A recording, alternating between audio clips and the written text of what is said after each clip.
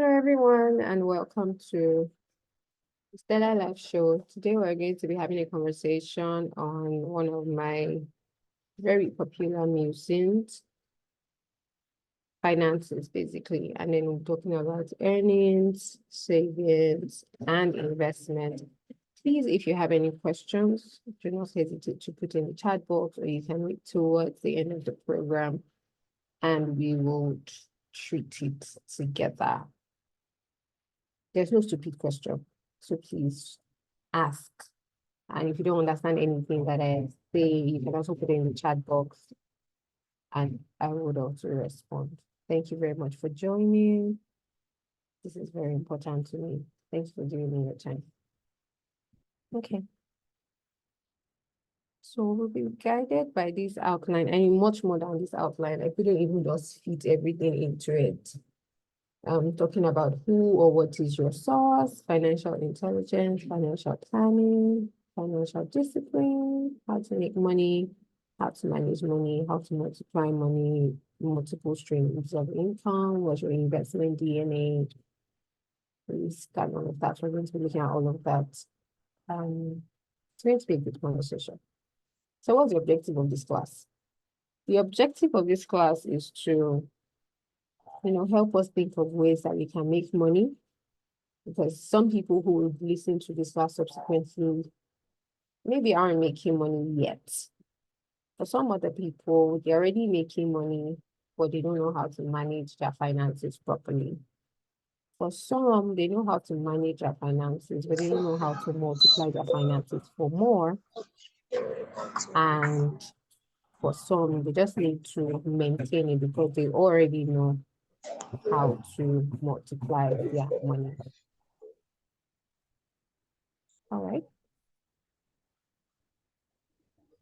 Kindly mute the mic, everyone, please. Thank you very much. So this is not an objective. Let's correct that. I just wanted to mention that money has a past, money has a present, and money has a future. Now, what does this mean? This simply means that when you have any sum of money, or when you earn a certain sum of money, it's either going to your past. And that's if you are already maybe in debt, you owe someone, you need to pay. I mean, that money has already gone, even though you have it with you in the present. Money has a present means that the money that you have with you at the moment would meet certain obligation. And then money has a future. This simply means that the money with you, there's a portion of it that should be sent into the future, that should be sent on an errand, and that's where saving and investment comes in. So every time you see money, or anytime you see income or finances or whatever currency, just know that there are three parts to this. It has a past, it has a present, it has a future, and some people call it the trinity of money. So something very important that if you reach out to me and you think it's a resource that you need, I'll be happy to share with you. There's a need for you to even know your state in terms of, how you always do a diagnosis. If you're not feeling well, you don't just take any drug because you can go to the pharmacy. You want to run some tests. You want to diagnose what exactly is wrong with me. Is it malaria? Is it just stress? Is it typhoid? Is it high blood pressure? Whatever it is, you just want to know so that you take the right medication and all. Same thing with finances. You need to know how you're faring. You need to have a diagnosis of where am I in terms of my finances intelligently. How do I even know if I'm intelligent enough to even manage money? Because it's important that you know that whatever resource that you have would always reduce to the level of your knowledge. So if you have great knowledge, you'll be able to multiply that resources. And if you have terrible knowledge or no knowledge, you lose that as fast as possible. So two persons can be given a sum of money, but in the end or in a certain period, the outcomes should be different. One person might have multiplied it maybe by ×2, another one would have done by ×10, another one would have blown all of the money and then be broke. Why? It is a level of financial intelligence, the level of information that is available to them. So that is why I have decided to share the financial intelligence test with us. And this test is not my property, but I have permission to share. I was reading the book, The School of Money, and this test happened to be there. And it's something that you can look at afterwards because we can't take all of it. So if you think it's something that you're interested in, you can reach out to me, I'll share. There are 26 questions here that you should respond to. And I would urge you to respond to all of these questions truthfully, because I mean, the greatest form of deception is self-deception. You don't want to lie to yourself. You really want to tell yourself the truth so that you can improve, right? So these are like the first 10 questions. I just thought that I should put in snapshots so that I don't just mention financial intelligence test and we don't know what it looks like. These are the 26 questions, and then you have a score guide to let you know if you're in good shape, if you're on track, if you have a weak pulse, or you need revival, or you need a life. First time I took this test, I needed a life. So this helps you know that what is wrong with you is not that you don't have money or certain amount of money don't come, because it's not about how much you have, it's about how much you can keep and what you do with what you keep. If you look at all of these questions, you see that they are questions that have to do with habits. So your habits are able to put your life on autopilot for success, or your habits can lead to your destruction. But when you answer all of these questions, you begin to see those habits that you need to change going forward into the new year. So I hope this resource will be useful, and I hope that you'll use it. And the good thing is, you know, we always carry out tests. So you don't say, oh, I carried it out once, I won't do it again. I would urge you to do this, say, every quarter. So it helps you know if you're improving. If at first you do the test and then you see that your result is, I need a life, you see some of those things that you can correct on a short term, and then you see that you're improving to maybe on track, or you need a revival. Ultimately, you become better. I mean, it's a tool that's supposed to help you improve in your financial journey, because when it comes to our finances, there are stages, there are steps that we need to follow. But we know that the ultimate level where each and every one of us want to be is the level of financial freedom. But you don't climb a ladder by accident. You don't attain success by accident. It is intentional. And that's why we're having this conversation this evening. So here are the financial stages. There are 5 financial stages for each and every one of us. And, you know, as I begin to explain this, you would find yourself, and you don't have to tell me, you don't have to share it with any of us. You can keep it to yourself. But I mean, just be truthful and be factual to yourself. I mean, 2024 it's just a couple of days away. So please don't say, oh, it's far away, I'll think about it later.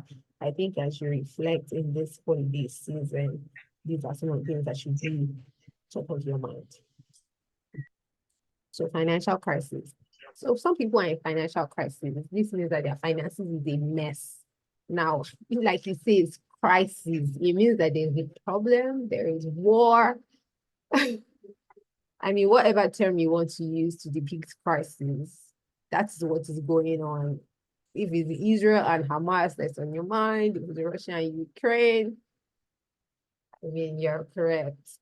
So this is an individual who is in debt, like the person owes. So even if you dash the person money now, because the person has past obligations that they have to meet, they are still in crisis.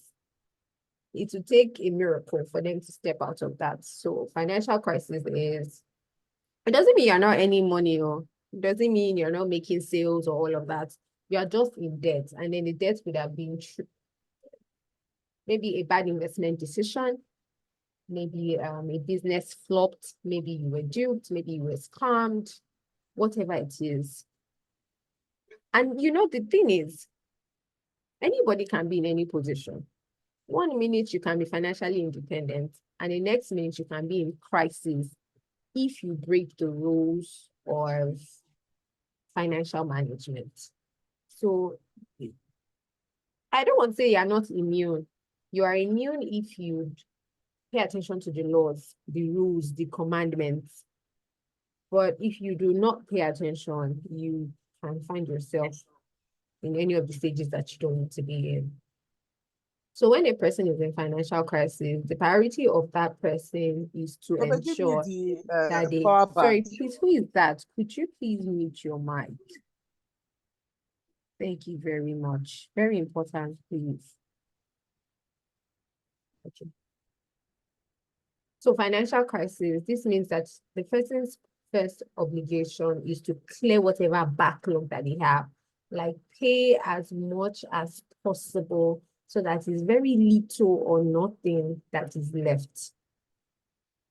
Now, financial instability is when you have moved from crisis. I mean, nobody's coming to drag you, no one is, on your case, no one's giving you sleepless nights.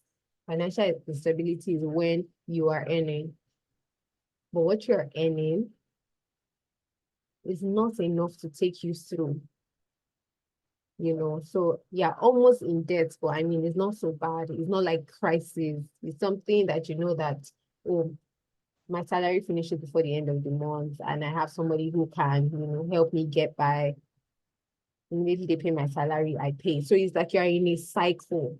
You can't really do anything extraordinary. You can't say, oh, I want to spoil myself. You can't say, I'm willing to help somebody. I can do so much charity because I'm close to drowning.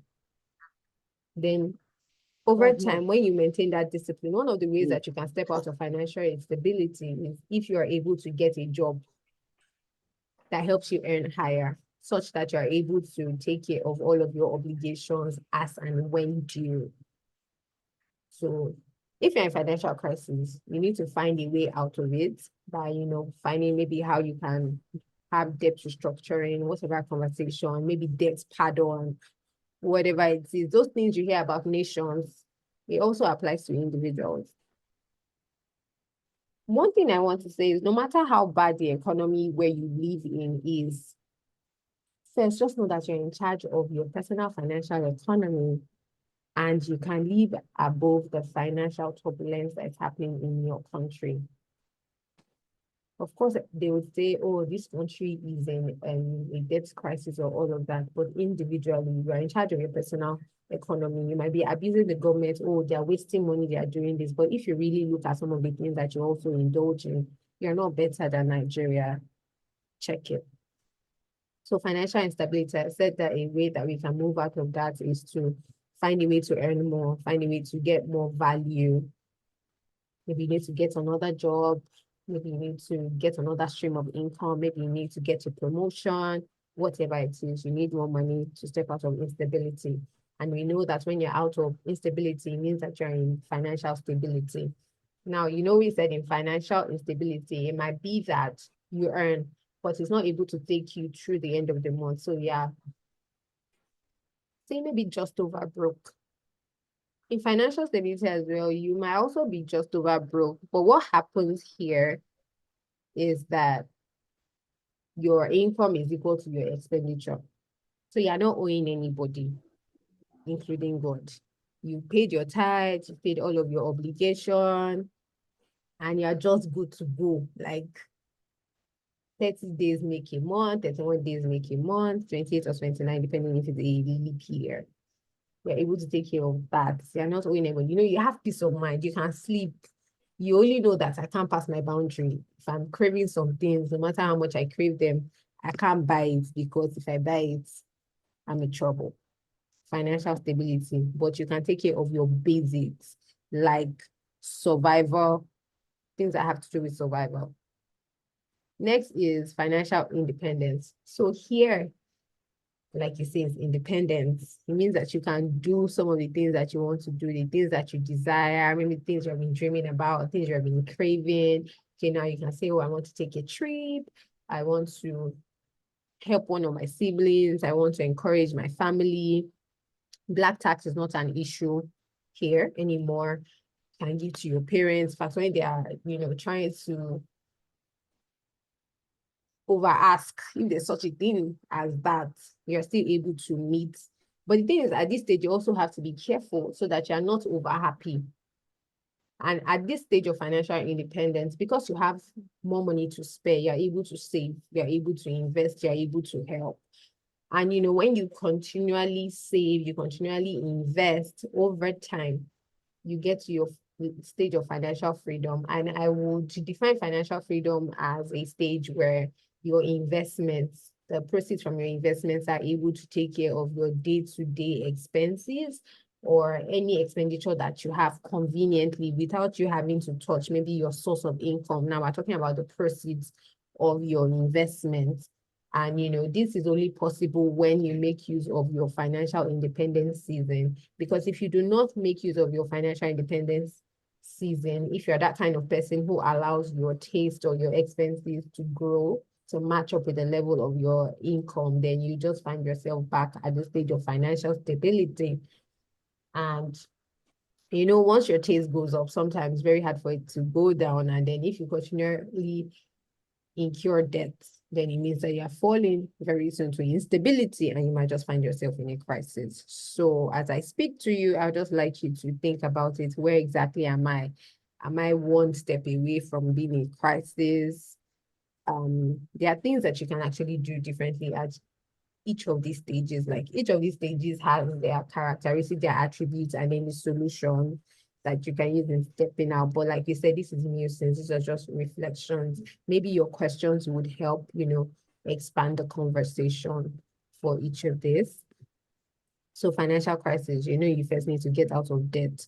Instability, you want to get out of it, get a promotion, get a job, add more value, get another stream of income. Stability, you want to be able to manage your expenses well. Financial independence, you want to be able to multiply your money, you want to manage your money well. And then financial freedom, you want to be able to do legacy projects, you want to make an impact. That's when you can say you want to be a blessing, you want to have a foundation. Because if you are not satisfied, I don't think you can have a foundation where you want to help people. You can only sort of maybe dream about it or partner with somebody at any other stage. Okay, I hope that's clear. So next question is, who or what is your source? Simple question. I'm just asking you, where do you earn your money from? Who? If it's who, it means that it's an organization.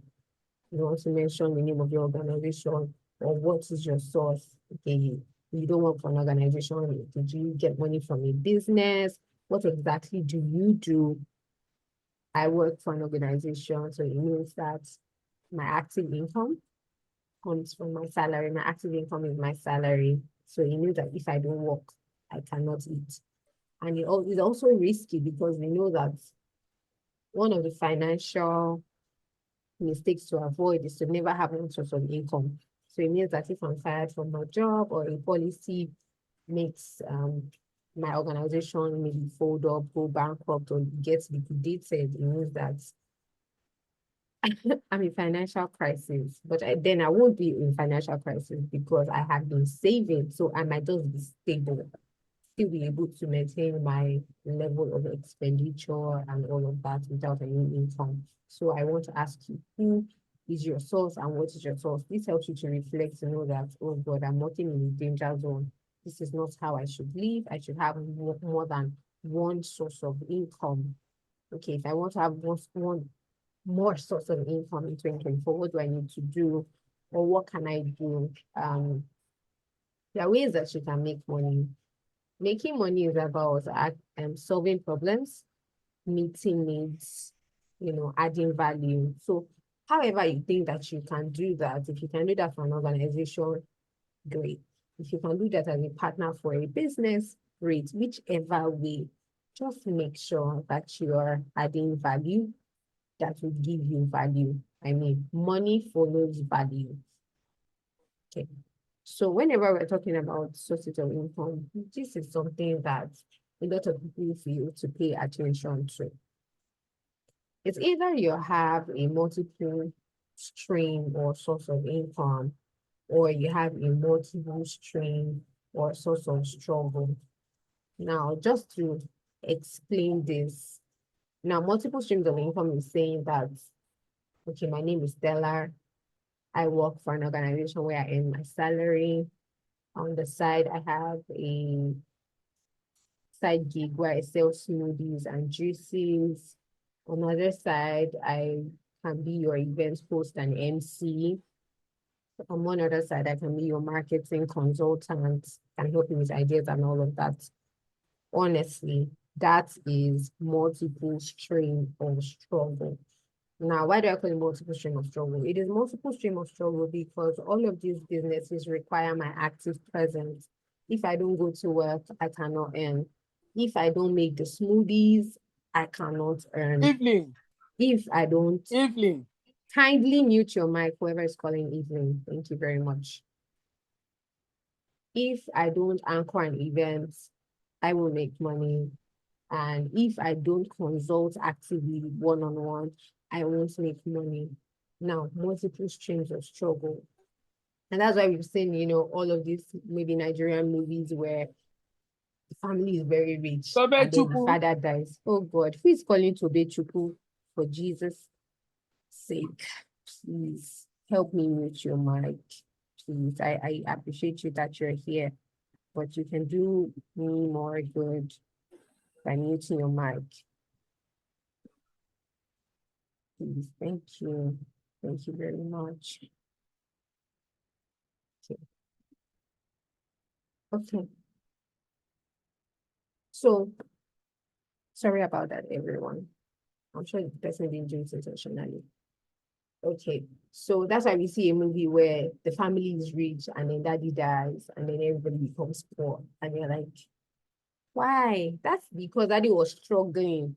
Daddy had his business, daddy had that business. They all needed his attention. And then daddy is human and daddy dies. All the businesses dies with him. So it means that there's a smart way to earn. So using this illustration that I mentioned, how can you earn multiple streams of income without struggling? First, we know that there are broad categories of income. You need to have active income and you need to have passive income. So active income is the one that requires your presence, like 24/7, or it just needs you to be there for you to earn. So my job needs me to be there. But my side gig, Yomi Chon, doesn't necessarily need me to be there. But for me not to be there, it means that I need to establish systems and structures. So it means that if you're going to have a business, one of the things that you should be thinking about as you grow or as you start is what system, what structure can I put in this business such that it's able to stand on its own without my input. Afterwards, if I say I'm also an event host, thinking about it, I can't delegate that. It needs me to be there. I need to be actively involved. But it's also possible that I have more than one event in a day. So what do? I can train other people, proteges who are also good enough, and then find some sort of sharing formula and seed some of these gigs to them. I also earn from that. Next, for the marketing consultancy, I can ask myself, okay, so what are the top consultation questions that people always, need help with? So instead of them having to speak to me straight up, I have some form of system, maybe a website that has a chat box that welcomes you to say, okay, so welcome to the Stellar Media Company. How may we help you? If you need help with all of this, click this number to get this. If you say you want to look for a go-to-market strategy for the African market, you need to buy these templates. You don't have to speak to me. So now I'm selling my intellectual property. It's going to be there forever. I don't need to be there. So God forbid, in the eventuality that I die, my family can still make money from the things that I've put on ground. Yomi Chomp already has a structure. I'm not involved. I'm not the face. I'm not the CEO. I have people working there. They can keep working and my family still earns. I have a website with several templates, which is my intellectual property that people can go and buy, continually pay for. If I have courses, there'll be royalties. There'll be, whatever intellectual property I've put down. If I'm an artist, my art will keep selling. My family is going to earn from it. So I hope that this explanation of what multiple streams of income and what multiple stream of struggle is or are is clear. But if you have any questions, I would be happy to respond to your questions. Okay, so next, there are other types of income. So besides the broad category, I say either it's active where it needs you or passive where you don't need to be involved. There's also profit. So profit comes with buying and selling, and it can fall under active or passive. So who is selling? Is somebody selling for you? Is there a system that sells for you? That's where you can also have affiliate marketing, right? It might also be rental. Rental, you're not also involved. It depends on the kind of rental though, because we know that in this part of Nigeria, there are different kind of rentals. There are rentals where you're renting out adobo. For those who would be listening and are foreigners, adobo is one big pot like this and the spoon that you use in cooking for parties. Some people rent that out. The rental might also be apartments, it might be shoplets, it might be shops as well. You might be involved, or you can get a caretaker or a home management company to do that for you. And then if you're into maybe music, you get royalties for your music when you put it on all of these platforms, Spotify and the rest, Apple Music, and all. When people listen, they pay you per views, YouTube and all of that. And then you can also make money from interest. When you put your money in savings account in the bank, you get maybe 1 naira or 2 naira for the whole year. If you like that kind of saving, you can do that. You can also do fixed deposit. Another sort of income that is open to you is dividend. Now, dividend is for those who are involved in the capital market or the stocks market, like you call it, where you buy stocks of companies, and at the end of the year, out of the profit that has been declared, they give you a portion. Next, we have capital gains. So this comes both ways. Capital gains can be for real estate. So capital gains is saying, oh, you bought a piece of land, whatever size. The truth is, a land is a land. So if you can't afford to buy one plot, buy half plots. You cannot buy half plots, buy quarter plots. There's always something that you can build on it. So don't say, oh, the reason why I didn't buy land is because I cannot buy one plot. They're not going to call you half plot landlord. A landlord is a landlord. That's just the side anyways. So capital gains. If you buy a land for 150,000 naira, capital gain is saying maybe at the end of the year, maybe the government mentions that they want to build a bridge close to your property. It increases the value. Just that information, just that news that is not even a reality yet drives the price. And then maybe the price now becomes 500,000 naira. Now that 350,000 naira is capital gain. But if you're going to sell it, you're going to earn 500,000 naira and not 150. That's capital gain. So capital gain is also in the stock market. So when you buy a stock, at the beginning of the year, GT Guarantee Trust shares was going for, I think 23 naira.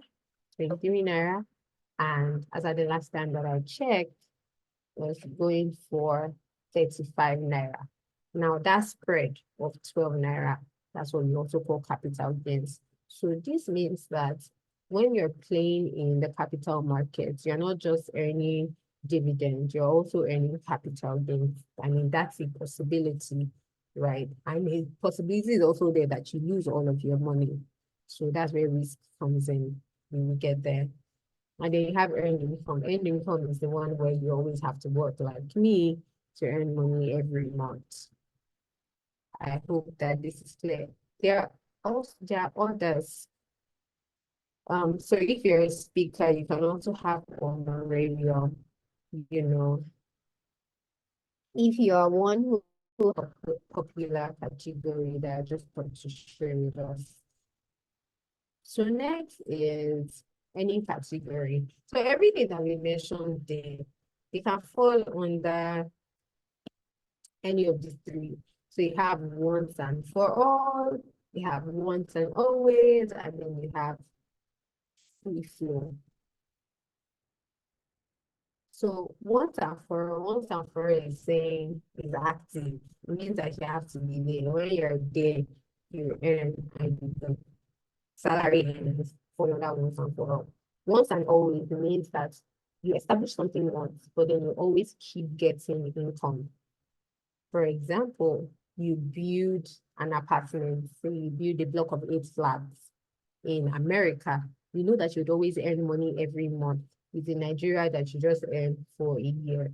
So rental income is once because you build the apartment once, but you keep earning. And then you have free flow. Now, free flow has to do with digital assets, intellectual property, where as people watch or people subscribe or as people interact with your digital assets, you just keep earning. And it's very important for you to find a way to earn all of this. Don't just stay in one place. Like we said, one source of income is risky. There's a need for you to diversify. So as you step into the new year, you want to be asking yourself, what can I do to make profit? What can I do to get rental? What can I do to earn some royalty?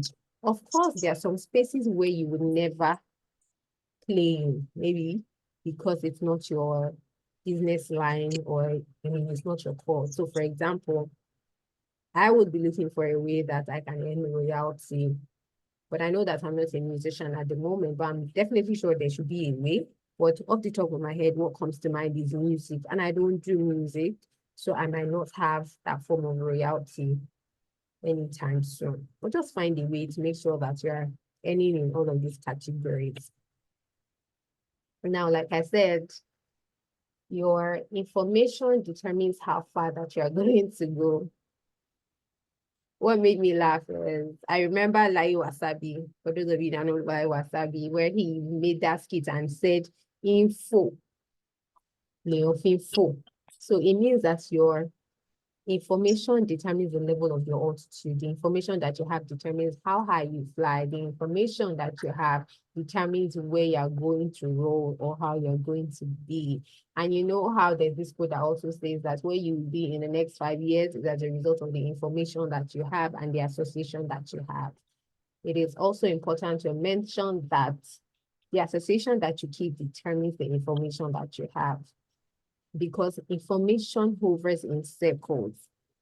Opportunities hovers in circle. So if you're not in certain rooms, you can really never get the meat of a conversation.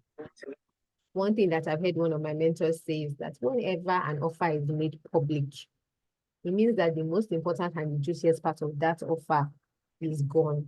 Like the first people who heard about it, first to market, they've taken advantage of it, they've taken the juiciest part, and they're like, okay, so let's leave the rest for the public. They can have it now.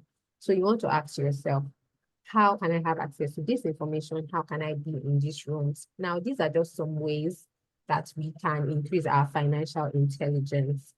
It's not just enough for you to be book smart. Of course, we go to school. The fact that you're a graduate doesn't mean that you're financially intelligent. I mean, far from it.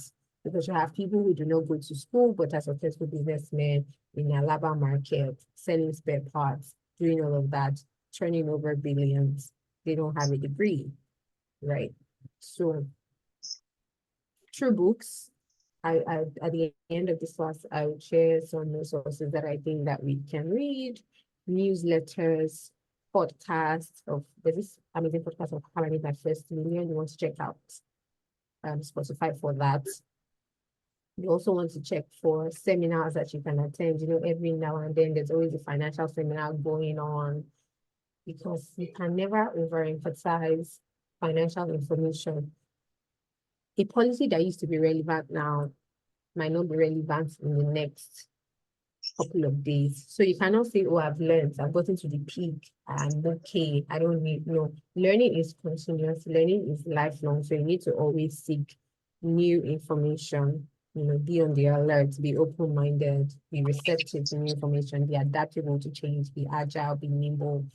You cannot be rigid, not even in this world. I mean, COVID has shown us that a lot of things can happen.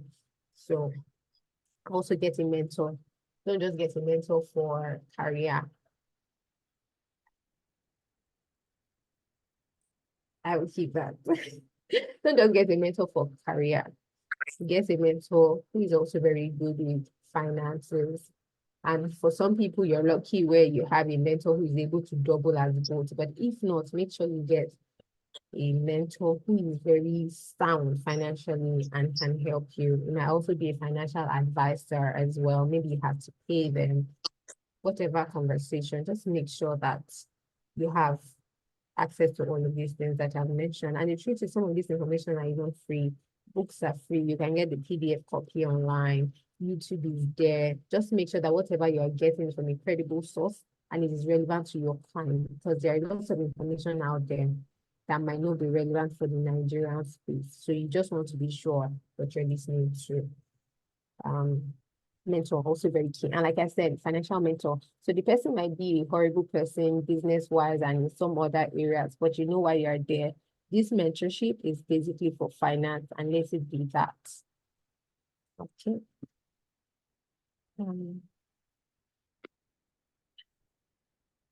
Sorry. I just lost my system.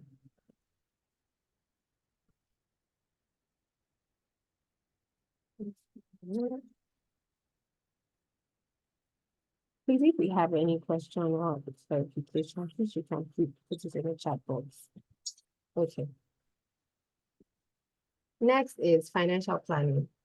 So once you have financial information, it's like a step, right? You need to be intelligent. When you're now intelligent, enough helps you to plan your next step. Okay, so what do I do next? How do I plan my finances? We've had a class on planning, so you can check our YouTube channel for that.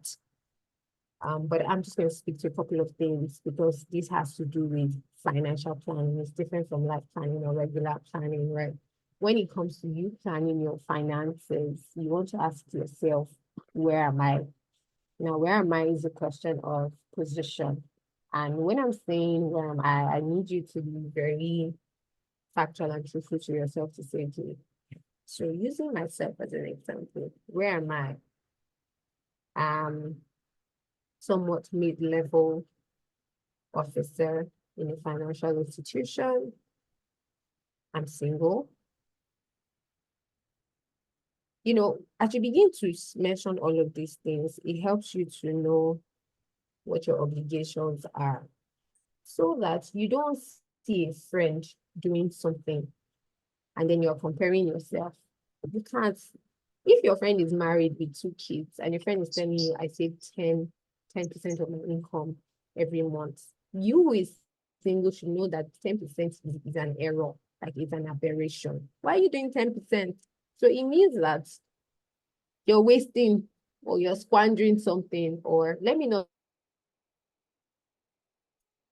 Not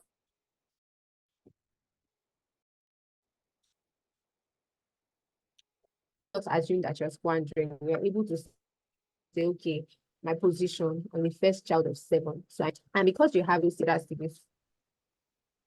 that's why you're saving 10%. But if you know that you don't have any obligation, your parents don't call you, you have your partner, somebody takes you to work, then you should save more than 10%. So that has to do with position. Position is you really doing like a situational assessment, a scanning of your environment, self-awareness, understanding yourself truly and not comparing yourself with anybody, because the best we can do here is to give you the information, maybe share templates with you, tell you this, tell you that, but you know where you're coming from, you know what the real story is, right?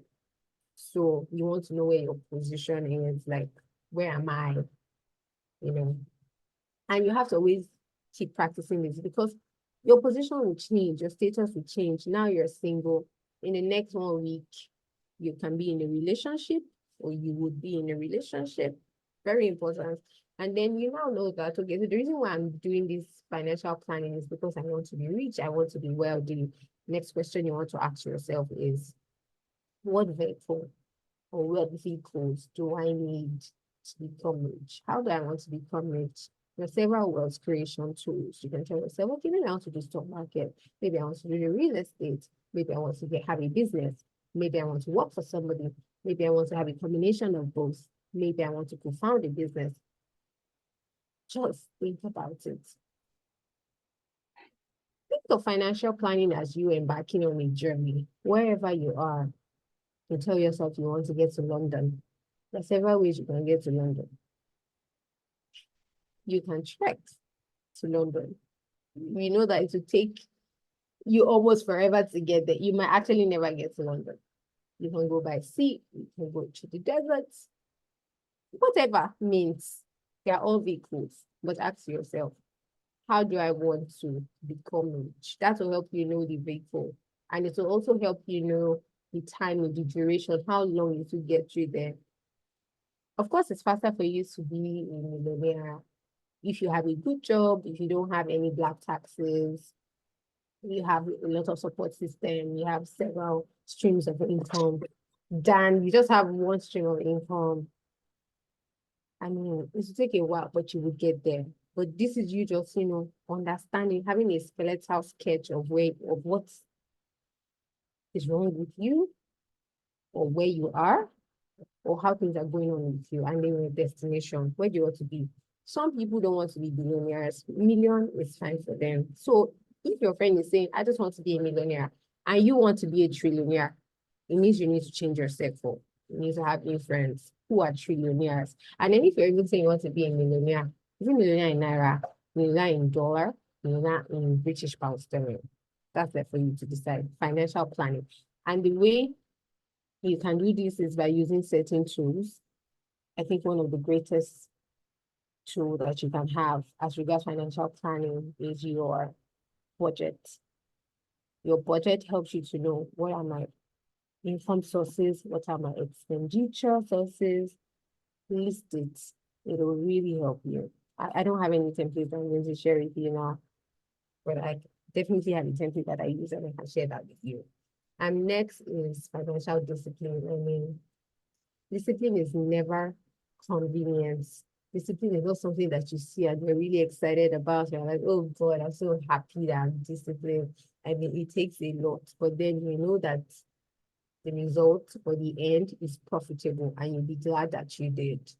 So, what is financial discipline? This is you sticking to what you have set. So in terms of budgeting, when I spoke about planning, if you tell yourself that I earn 180,000, all of my expenses, 60,000 naira, I must not exceed this, because if I exceed it, something else is going to suffer, because I need to save, because I need to do this. You're able to tell yourself, I won't go beyond this. As much as I love this, if I want it, then I should earn more this month. Or, just putting stringent do's and don'ts in place just to keep your life in check. So if you want to be wealthy, you need, like this equation shows, you need financial intelligence, you need to use financial planning, and you need to be disciplined, because it's not enough to plan. Because when you plan is on paper, but it's a great step because it helps you know the actions that you should take. But it's the discipline that will determine if you're going to listen or take all of those steps, or even maximize or harness the opportunities in that financial information. Two people can hear about an opportunity now. It is only those who act that will be blessed. So it's not about hearing, it's about doing. So if you have financial intelligence and you say you practice financial planning by having a budget, but you're not disciplined enough to stick to it, you're not different from someone who doesn't even have any of this. So why there should be a difference? So how do you make money? I mentioned that earlier. Making money is about value creation. Are you meeting needs? You really want to ask yourself and answer factually. I remember during COVID, some of my friends called me, particularly the ones in the aviation industry, and then they told me they lost their jobs. And honestly, it got me thinking, because I mean, we didn't see this coming. And I really asked myself, that's okay. If you get to the office now and they say they need to downsize, they need just half of the team, will you make the cut? And I asked myself, besides being spiritual and saying, yes, by the name of Jesus, in the name of Jesus, I'm going to make the cuts. See, this is business. Sometimes they don't look at all of that. I said, okay, besides being spiritual and saying that I'm exempted by the blood of Jesus, why should we keep you? If you have to do a presentation on Stella, what are you going to say that will save your head? Now come and listen. Okay, this have added value. This is what I've done for the business. Because it's either you're helping the business make money or you're helping the business to reduce expenditure. They are on one side of the curve. So you really want to ask yourself, what am I doing for this organization? If I'm going to be kicked out. How can I fight my case? I listed my skills. And, at that point, I also told myself that there are other people that have the same skill. So why are you special? I'm not going to tell you what made me special, but there was something that made me special. And I knew that I needed to maintain that relevance. And one of the things that I do is every year, I take the World Economic Forum Future of Work reports and I look at the skills that will be relevant in the next 2 years, 3 years. So this time around, it's not like you should not plan long term, but the truth is the way the world is going, you can't really do a long-term plan per se. Do I say don't have a long-term plan? No. I'm just saying be flexible. The way I use ChatGPT and Bard right now, how they make my life easier. I started wondering how I survived in school because now it's almost like they're replacing my thinking. Of course, I'm going to think, but the thing is, they do the groundwork and make things easier for me. So you want to ask yourself, if I'm going to be meeting needs, what are those needs that I can meet that technology cannot meet? I have a podcast and I talked about 5 jobs or 5 skills that you can have that AI cannot do. Very exciting. I mean, it was a research that I did. I also got it from the World Economic Forum. I thought that I should share. Fantastic. So don't say technology is going to take away all the jobs. It's not taking all the jobs, but you need to know if you're an endangered species or not. So what needs are you meeting? What questions are you answering? What problems are you solving? When you solve complex problems, you get huge value. For example, cancer is killing everyone. Imagine you're able to come up with a vaccine that cures cancer in 48 hours. I must have seen you on the road this minute. But once you have that creation, that vaccine, and you're able to get patent for it, I'll be seeing you on CNN. Like, you'll be everywhere. Why? Because value follows money. So if you are earning small, you need to check the value that you are giving. Maybe it's common value that everybody can do. You tell yourself, oh, I can use Excel. A lot of people can use Excel. Of course, I know there are a lot of people that can use Excel, but you can't be comparing yourself with negatives. We're moving forward. Okay, you can use Excel. There are people who can create dashboards. There are people who can do codes. There are people who can build macros. So are you going to stay on the level of I can do Excel? If I can do Excel is earning 40,000 naira, and I can do dashboard is earning 160,000 naira, don't you think that you should level up to I can build dashboards? Just think about it. What things can I do differently? Very, very important at this time. Okay. I hope we're getting value and I'm not just, speaking because there's nothing to do tomorrow. Let's just listen to her. I really just hope that you make use of this information. Okay, so how can you manage your money? Simple, it's budget. It's budgeting. Budgeting is a discipline tool. Anything that is not in the budget, it means that it shouldn't happen, except it's an act of God or an unforeseen circumstance. Because, like it's called unforeseen circumstance. So if it is foreseen, it can be avoided. If it doesn't make it this month, it can make it next month. So what do I try to do? So I'm not going to tell you that, oh, I'm perfect. I'm also vulnerable. I like to take care of myself. I like beautiful things. When I see nice things, I can't say no to some things. For example, shoes. If I love that shoe, I can drink Gary because of that shoe. But it's still going to be in my budget. So I have this sum of money earmarked for miscellaneous. And the miscellaneous is for me. And because the name is miscellaneous, it means that a lot of things can come in. And once the miscellaneous finishes,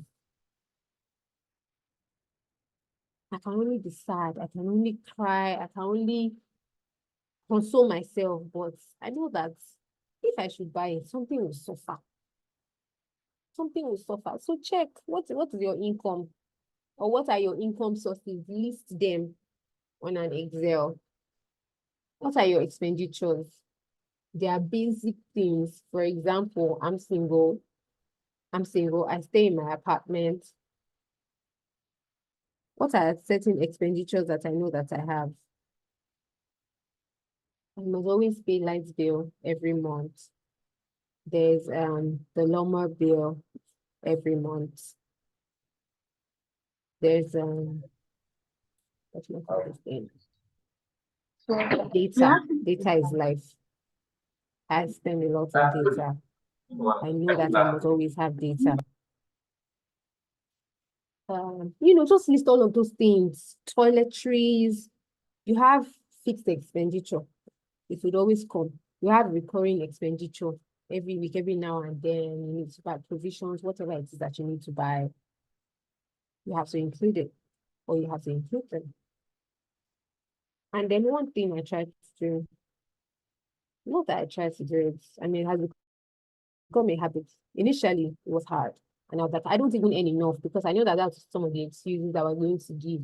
I don't even earn enough. How much is the money? After I should be saving. No matter what it is, make sure you save, and make sure you save at least 10%. And if you are listening to this, I am a Christian. I also encourage you to become a Christian if you're not, because it's one of the best religions ever. One of the things that I also try to do is to make sure that I save at least 10%. I don't do 10%, but I'm just saying for beginners, because sometimes you can't just jump up there, but save at least 10%. Like we said, I don't know if you're just joining us, we spoke about the trinity of money. We said money has a past, money has a present, money has a future. People are saving, and they're still finding difficult in this economy. So imagine you do not save at all. Where do we even start from? So save at least 10%, and make sure you pay your tithe if you're a Christian. Don't say, oh, if I pay my tithe, the money will not be complete. Money is never enough. You just need to make more of it. Make sure you pay your tithe, make sure you save. And then saving is just a first step to investing. So if you save, the reason why you're saving is not to keep it as saving. It is to invest it. And there are several places where you can invest your money.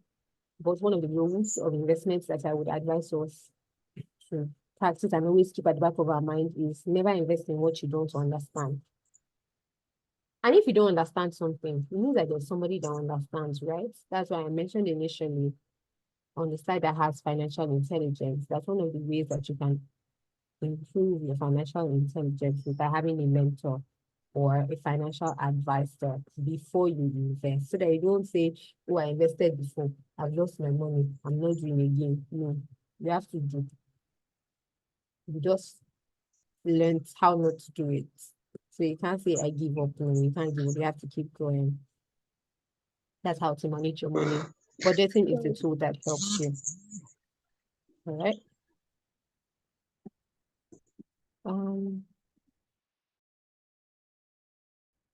So when it comes to investments, it's important that you understand your investment DNA, which is pretty much also like the first point you had in financial planning about your position.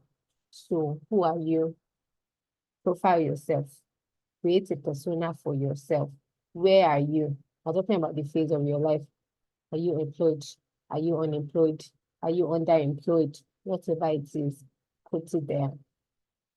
When it comes to investments as well, you can never talk about investment and not mention risk, because for every investment, you're expecting a return. So risk and return follow pari passu.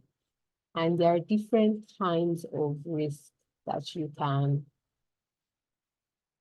harness, embrace, encounter. You have low risk, you have medium risk, you have high risk. And the level of risk you are able to embrace, or you're willing to embrace, determines the return as well. But you need to check yourself. What is your risk appetite? Some people are like, I'm just low risk, so I rather put my money in fixed deposits. Of course, that is investment as well. But if it's not done that you're going to, we are trekking. But then it's your risk appetite. So I think it's good that you put your money where you know you're going to have peace of mind. Not where you be having hypertension every day. Say maybe in the stock market, and then you hear, oh, something happened in the banking sector, and you're like, my money, my this, my that. No. That's why you need to understand the risk appetite. So you cannot say you want to follow your friend and you want to copy your friend. This is you. You are drawing up your investment DNA. So what's your risk appetite?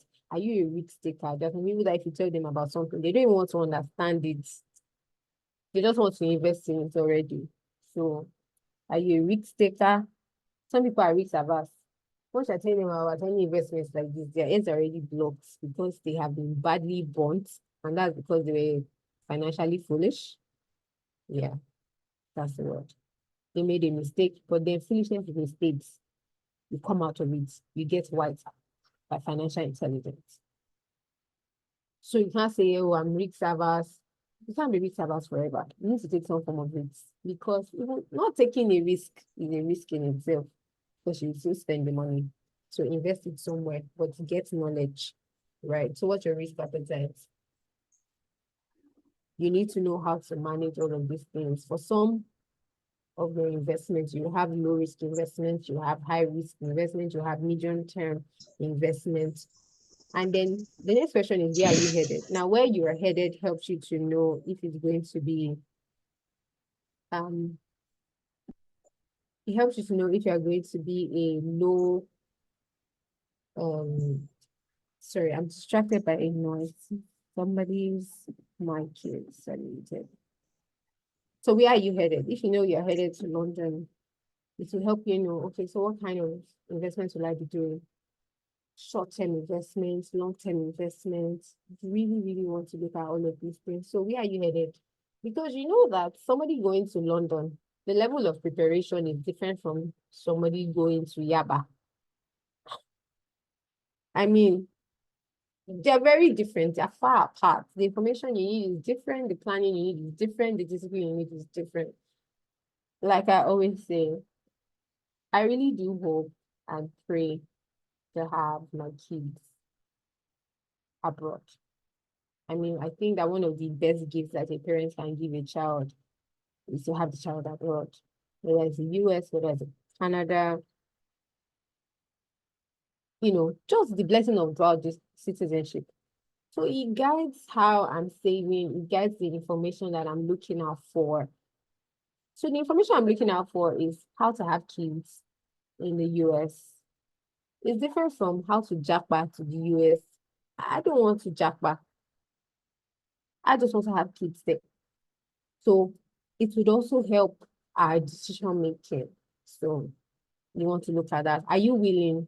Is it your nature? Is it something that you want to do? So honestly, these questions are like maybe baby questions, but it's just to help you understand yourself. You have to be willing. You don't want to die poor. I mean, there's no blessedness in lack. You want to live in abundance. Are you able? Yes, you are able. No matter how much you're earning, you are able. I don't want us to stay so long on this slide. You are able. So where can I invest? I mean, that's one question that a lot of people would, you know, always ask, I have money, where can I invest my money? We can invest across asset classes. Now, these are broad terms, asset classes. And the way I like to classify assets is using matter, something that we can easily remember. You know how they say matter can be solid, it can be liquid, it can be gaseous. Matter is anything that has it and occupies space. So you can do liquid assets. Now, what do I mean by liquid assets? Liquid assets are assets that you can easily sell. One of the things that has to do with money or finance is liquidity. So what are the things that you can easily sell? So if you have 100,000 naira, you can't just put all of them in liquidity. And just so that I mentioned this, we had our class maybe last week or 2 weeks ago on goal setting. And one of the things that you need to always have a goal for every year is your finances. So when you're starting a year, you want to ask yourself, how much do I want to save this year? What part of this amount is long term? What amount is medium term? What amount is short term? What amount is emergency? Now, this would help you know when you're saving every month to say, this sum of money, am I putting it in liquid assets, things that I can easily sell to meet emergency or short term? Am I putting it in frozen assets? What are frozen assets? I consider real estate a frozen asset because it's not something that you can easily flip. If you want to easily flip it, you would maybe sell at a loss, or you have to like shed some of your gains. So you want to be sure if you can easily flip that asset. Except maybe you have an agreement or a partnership, maybe a real estate company to say, when I want to flip, I'm able to flip. But then you also need to understand the terms and the conditions. And then for gaseous assets, what I categorize under gaseous assets are cryptocurrency, alternative currencies, digital coins. That's why I like to put them, because the truth is, I don't really understand them. It looks very hazy, it looks very fickle. So to me, it's gaseous. To you, it might not be gaseous if that is your fault, or if you have gotten enough knowledge in that area. I'm still getting financial intelligence in that area. So I just rather focus and invest in things that I understand. So liquid assets, frozen assets, what are those other kinds of liquid assets? Treasury bills, bonds, euro bonds, mutual funds, all of those things. Next is industry. So industry, when it comes to industry, we're talking about capital markets. One of the things I need to mention here, which I didn't even say, is that diversification is key. You cannot afford to put all of your money in one of these lines. You cannot say, oh, I want to invest across industries. Then you now put all your money in the stock markets. Why? Why? That's why we said financial intelligence is key. Getting the right information is key. If you're going to put your money in the capital market, there's a need for you to also diversify. Don't put all of your money in banking. If you buy GTCO and you buy Zenith, that's enough. You don't need to buy all the banks. No, you have done banking. Next, okay, let me buy. Oh my God, apologies for this spelling error for aviation. You can tell yourself, okay, I want to do telecoms. Okay, I will buy MTN, and then I'll buy Airtel, and then you're fine. Okay, I want to do FMCG. You buy. Okay, I want to do commodities. I buy Presco or I buy Opomo. Oh, I want to do medicals. You also buy. But it's very important that you understand these industries. Why? Because this is Nigeria. A lot of things are happening. But so far, there's some industries that never goes down. For example, banking has done fantastic, like so well this year. In this year alone, we've had, based on my last tracking, we've had 3 Nigerian banks join companies that are worth over 1 trillion naira. So it means that as much as you are complaining that, Nigeria is this, Nigeria is that, but banking is making money. So put your money where the money is. And banking, don't sound too confident. It's hard for banking to fail. Because if banking fails, the economy fails. That's why some banks are called DSIBs, domestically systemic important banks. If anything should happen to one of the DSIBs in Nigeria, it means that it's well, it means that it is gone. But this is not to say that there's no risk. The only security we have is security in God. Things can happen, things can fail, but there are always exemptions. So banking stock is one of the great stocks you can put your money in. Another place where you can put your money in is telco. People would always call. People would always buy data. People would always engage, interact. We are relational beings. Next is FMCG. People would always eat. People have to survive. If they don't even do anything, if they don't call, if they don't do all of that work, they must eat. So you can invest in FMCG. So that's where you have Nestle and the likes.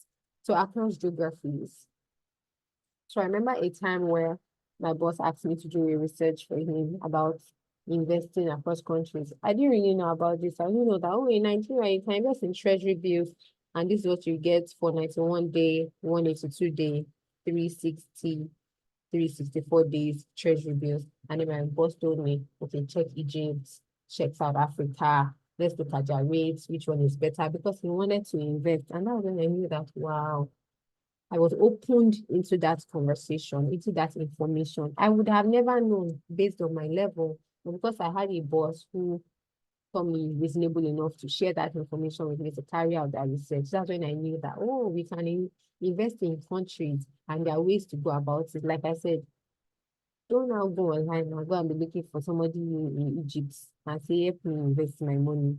There are ways to go about this. That's why you need to have a financial advisor if it's something that you're interested in. Then you can also invest across currencies. I'm sure you know that the Naira has faced a lot. In 2013, the Naira was 173.50 kobo to a dollar.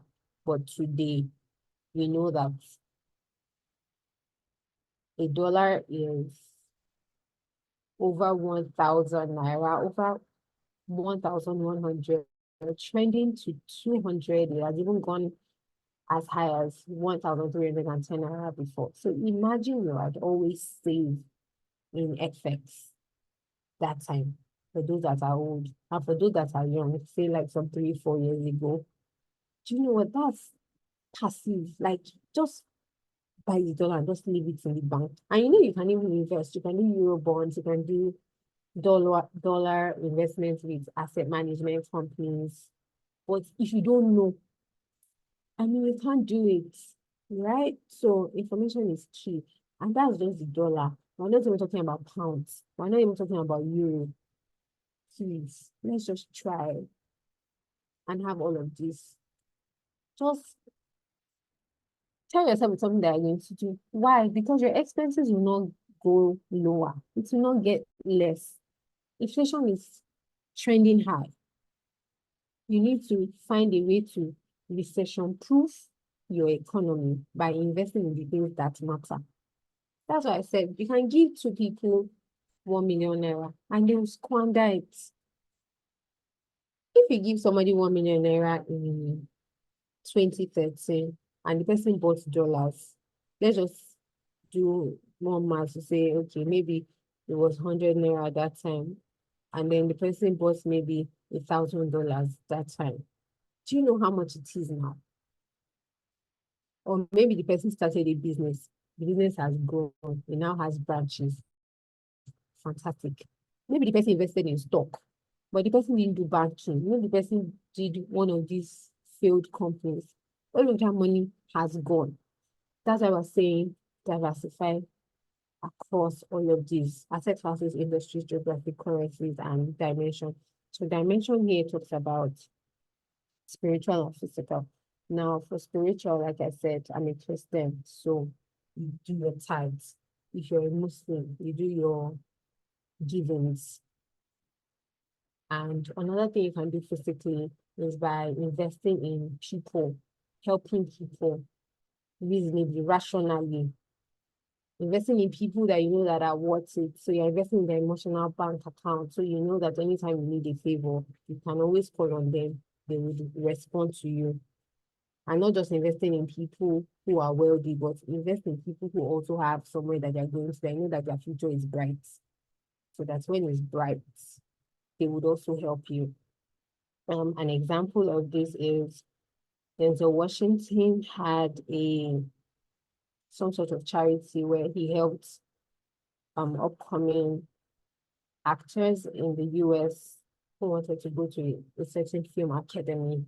He earmarked a certain portion of his wealth to help them. And, you know, he never knew that one of the students who was the beneficiary of that scholarship was Chadwick Boswick. That's the guy who did the Black Panther. Now, imagine you knowing that you invested in that kind of life that has gone ahead to do those great things. You'll be so proud. So please, invest in people. Look for a cause that you like. It might be, how can I help to reduce maternal mortality rates in Nigeria? Who can I partner with? What kids am I going to be sending to school? What kids with autism or Down syndrome? What orphanage? Or do I want to help people with stroke? Something, you know, life is not just an inspiration, but it's an inspiration. It's not about how much you know sometimes, but your contribution to life. And it doesn't have to be big. You can always do something at your level. Look for that child in your area who's going to school, who doesn't have his school bag, who is holding a poly bag, or he's holding his books in his arm, whose uniform is torn, whose sandals is worn out, and just help somebody sit out. It makes you fulfilled. It doesn't have to be big. You don't have to have a foundation to your name. You can make impact wherever you are at any level. So how do you multiply your money? Investments. Investments. That's how you multiply your money. We already mentioned that, and you know how you can invest your money.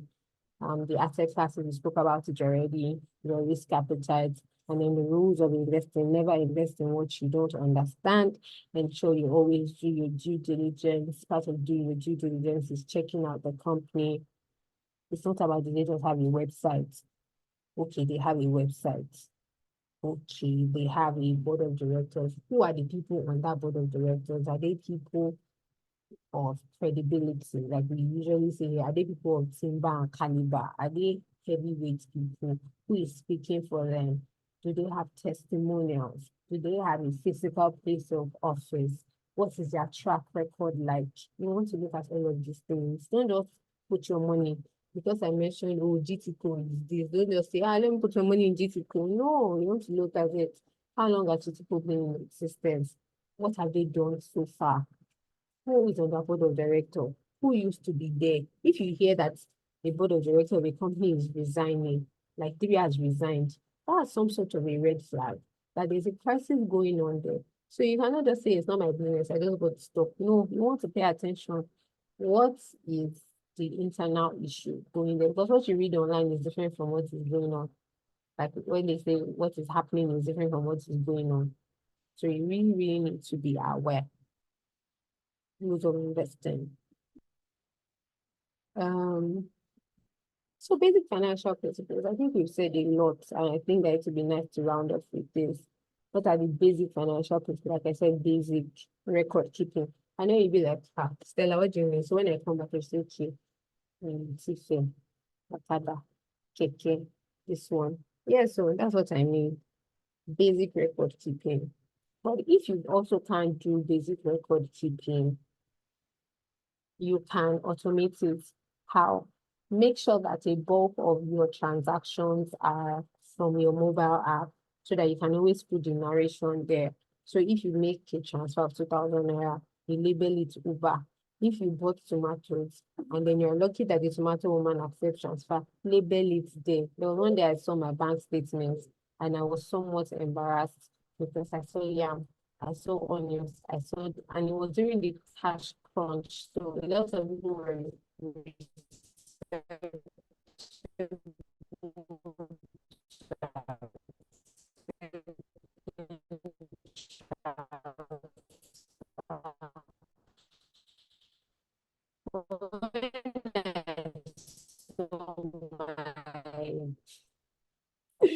when I saw my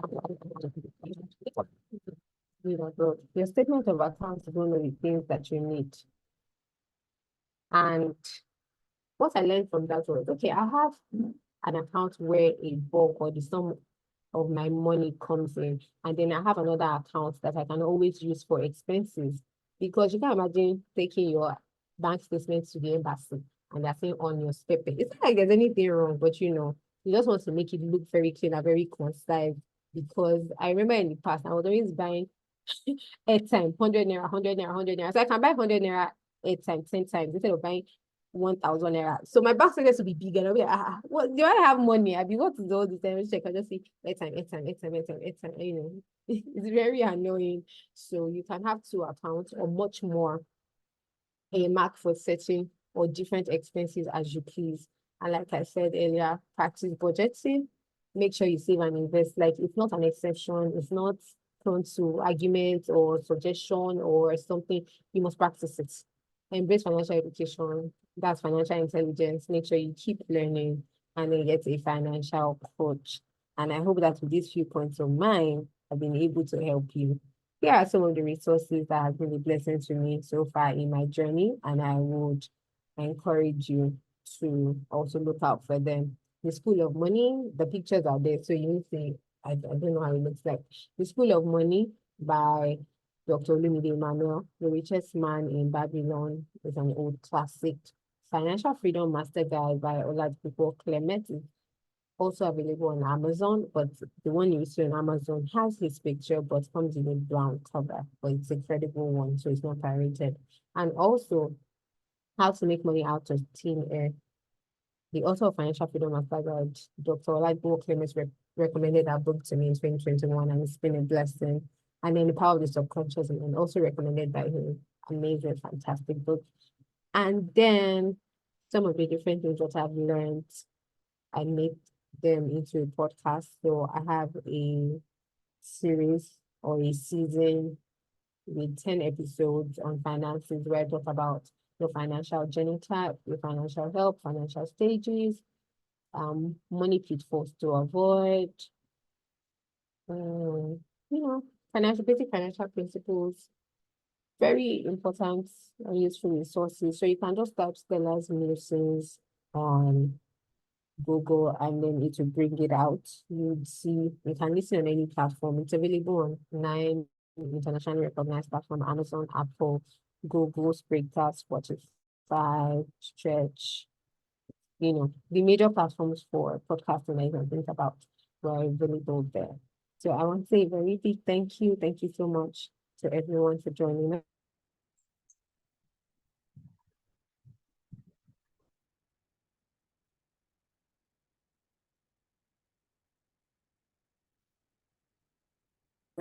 I hope you got value. Please, if you have any questions, please let me know.